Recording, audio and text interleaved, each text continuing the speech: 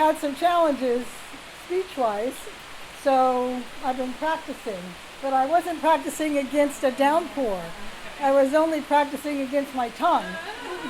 But anyway, so today we're going to talk about one sentence in the Bible that's extremely important and one I never understood. And when it came up again, sometime in the late fall, I think, it struck me that I should figure this out finally. So that's Matthew 5:48, and if you read it, you know that it says, "So be perfect, just as your heavenly Father is perfect." And I'm thinking, how in the world is that ever possible? That's a lot of pressure in a verse. And what does it mean? And how does it mean anything to me? So it's not like I started out my life perfect. It was anything but. I was late. I was breech. Geesh, my poor mom. But it didn't take long before perfection was hoisted upon me. So I took it seriously. I had perfect grades, straight A's, the first 8 years of school. In Catholic high school, I was less than exemplary in conduct, I will admit. So I finished in second place to the better behaved student, God bless her. And the story continued in college as my best friend and I finished at the top of the class. They couldn't even figure out who was first. But then you go to professional school, and guess what? You're in class with everybody who was first in their class. So it's quite a wake-up call, and it's a message to dig in and learn dentistry. So I was fortunate to finish in the top 10. I was the only female in that class. That's changed a lot since that's happened. But where do the best dental graduates want to go? Ortho school.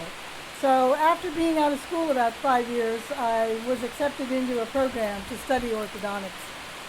And boy, oh boy, if you think life was tough as a dental student, it's pretty tough in graduate school.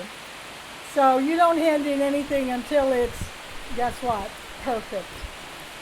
So now I'm entrusted to create perfect smiles for my patients.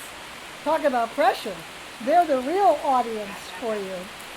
But what does perfect mean in Matthew 5:48? Well, not that. Not that scenario I just painted for you. Far from that. And it took me a long time to figure it out. And I'm still working on it. So there's no virtue signaling here. I'm still working on it. And by all means, I started at the bottom. So, it occurs to me, does everybody have a burden? And it turns out that it isn't a burden of perfection as we know it. Now they tell me. It's a burden to be real, authentic, transformative. And on understanding those words, a lot of opportunity opens up of understanding. So I had lunch with a friend about a year ago, and she said to me, "When did you finally figure out life's truths?" And I was flattered that she thought I had them figured out. How old were you, and what made it happen? And I thought they were great questions, and I tried to answer them the way I just answered them now. Like, I'm not sure I have it figured out, and I'm still working on it. But thinking back, I did come up with some things that I understand better now, and that's that to be a perfect student wasn't the same as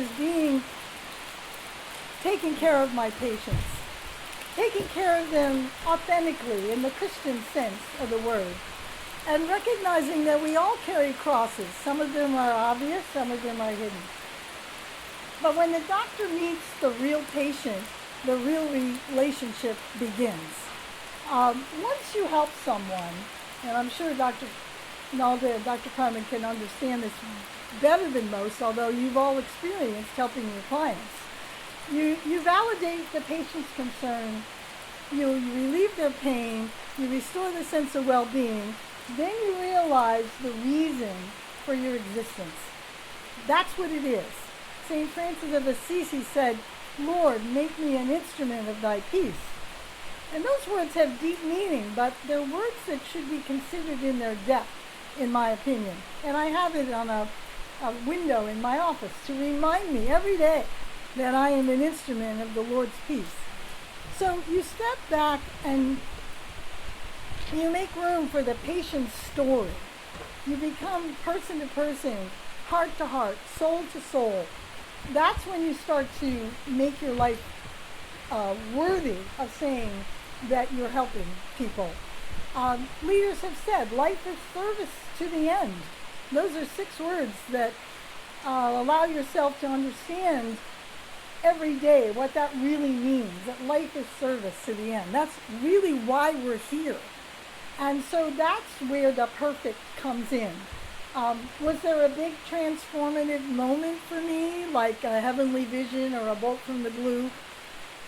That can happen to people. It certainly does. Special people have been chosen to experience that. However, in my situation, I've been blessed.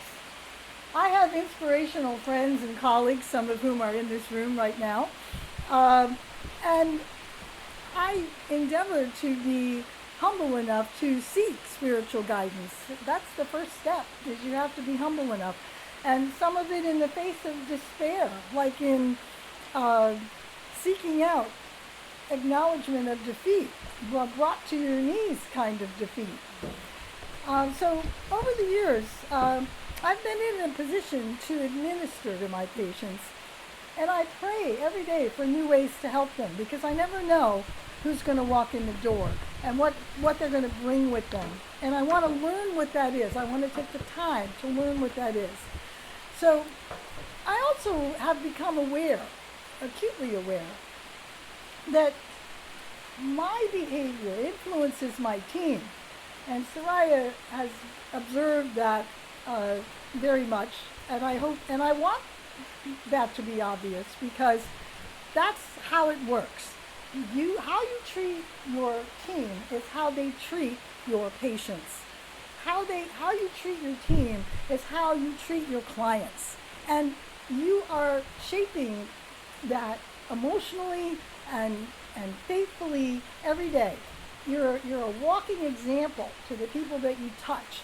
And until we really bring that into our hearts and into our minds, it's very hard to have an influence.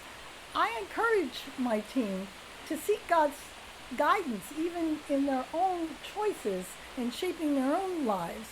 And I hope that I have had, and I don't always know, I hope that I have had positive influence. And when they come to me and ask me for guidance in certain things, I think, oh, I've made an impact. And I want to be there for them. I want to be accessible to them.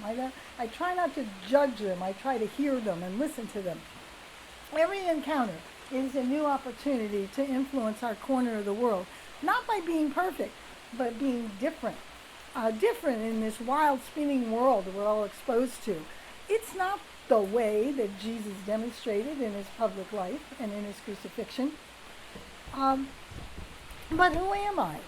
And I ask myself that question every day. If I am to turn away from the world and turn toward Jesus, then I can at least reach for perfection in the eyes of God by being true to his command and being different in the world. Because I know that if I want to be transformative, I have to realize that Jesus makes us what we're not. We have to trust him to do that. And believe me, I'm still working on it. And I don't mean to set myself up in that regard as perfect at all. In our business tool today, and is Liz going to walk us through the tool? Okay, you'll see a rendition of what I call my 5-second rule. And that is to persist in your ability to be consistent in a transformative way. It doesn't come naturally at first, so you have to stop. And you have to respond by resetting your goal. You need to do it consciously, to be authentic in your response, to be productive in your response, to have a positive outcome in your response. And a lot of folks have said that same thing in many ways, but it bears repeating. So I hope you can put together the things that I've said today and apply them to the tool as Liz is going to review with us. And I want to tell you how grateful again I am to be part of this group and to have so much information available to me as a professional, and friendship and spiritual support. It means the world to me. And I thank you very much for listening.